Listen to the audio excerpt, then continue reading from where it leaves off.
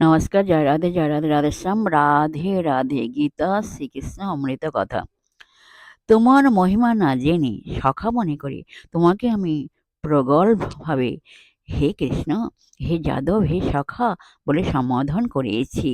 প্রমাদবশত অথবা প্রণয়বশত আমি যা কিছু করেছি তা তুমি দয়া করে ক্ষমা করো।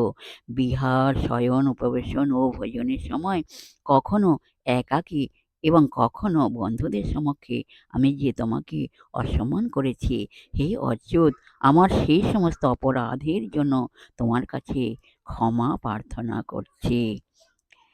এই কথাগুলি কে কাহাকে বলেছেন? এই কথাগুলি অর্জুন শ্রীকৃষ্ণকে বলেছেন। জয় রাধে, রাধেশ্যাম, রাধে রাধে।